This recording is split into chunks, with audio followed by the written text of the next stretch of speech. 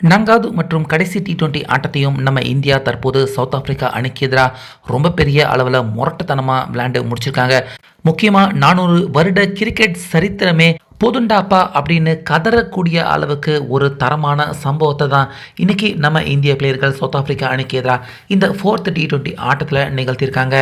அந்த வகையில் இன்னைக்கு டாஸ் ஜெயிச்ச சூரியகுமார் பார்த்தீங்கன்னா திடீர்னு நாங்களே இன்னைக்கு ஃபர்ஸ்ட் பேட்டிங் பண்ணுறோம் அப்படிங்கிற முடிவை எடுத்திருந்தாரு.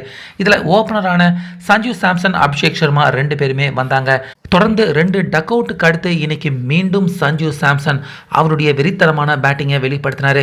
மறு முனையில் 36 ரன்ல அபிஷேக் சர்மா அவுட் ஆக அவர் கூட திலக் வர்மா, சஞ்சு சாம்சன் 2 பேருமே பார்ட்னர்ஷிப் போட்டு சவுத் ஆப்பிரிக்கா அணியின் போலர்கள் எல்லாருடைய பந்தையும் தொடர்ந்து பொழந்து கட்ட ஆரம்பிச்சிட்டாங்க. இதில் சஞ்சு சாம்சன் கடைசி வரைக்கும் நாட் அவுட் ஆகாமல் இருந்து 109 ரன்கள் எடுத்தார். அதாவது கடைசியாக அவர் விளையாண்ட 5 இன்னிங்ஸில் 3 செஞ்சுரி, 2 டக் அவுட், ஆக மொத்தம் கடைசி 5 இன்னிங்ஸில் 3 செஞ்சுரி அப்படிங்கிற இந்த புதிய ரெக்கார்டை சஞ்சு சாம்சன் அவர் நிகழ்த்தியிருந்தார். பத்தாக்குறைக்கு மறுமுனையில் விளையாண்ட திலக் வர்மா நான் மட்டும் சும்மாவா அப்படிங்கிற மாதிரி திலக் வர்மா அவரும் இந்த மேட்ச்சில் செஞ்சுரி அடிச்சிருந்தார்.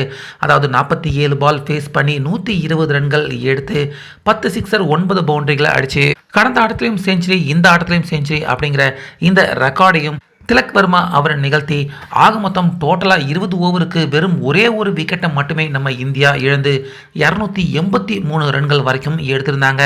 இதில் முக்கியமாக T20 ஆட்டங்களில் ஒரே இன்னிங்ஸில் 2 பிளேயருமே செஞ்சுரி, 2வது விக்கெட்டுக்கு ஹையஸ்ட் ரன் பார்ட்னர்ஷிப், இப்படி அடுத்துன்னு அடுக்கிக்கிட்டே போயிட்டே இருக்கிற அளவுக்கு வரிசையாக சின்ன சாதனைகள், பெரிய சாதனைகள், இப்படி நிறையா ரெக்கார்டை இன்னைக்கு சஞ்சு சாம்சன், திலக் வர்மா 2 பேருமே சவுத் ஆப்பிரிக்கா அணிக்கு எதிராக நிகழ்த்தியிருந்தாங்க. இப்படி இருக்க இந்த கடுமையான டார்கெட் கண்டிப்பாக எடுக்கவே முடியாது அப்படின்னு தெரிஞ்சிருந்தும் இந்த ரன்னை சேசிங் பண்ண வந்த சவுத் ஆப்பிரிக்கா அணி அவங்களால ஒரு மாதிரி பாதி ரன் வரைக்கும் கூட அவங்களால போராட முடியல. ஒரு பேட்ஸ்மேன் கூட அரை சதம் கூட அடிக்க முடியாமல் கடைசியாக மோசமான தோல்வியை மீண்டும் சவுத் ஆப்பிரிக்கா அணி இந்த கடைசி T20 ஆட்டத்தில் அவங்க சந்தித்து இந்த ஆட்டத்தில் தோல்வி அடைஞ்சு கடைசியாக 4 ஆட்டங்கள் கொண்ட இந்த T20 சீரீஸை நம்ம இந்தியா 3-0 அப்படிங்கிற விதத்தில் இப்போ ஜெயிச்சிருக்காங்க.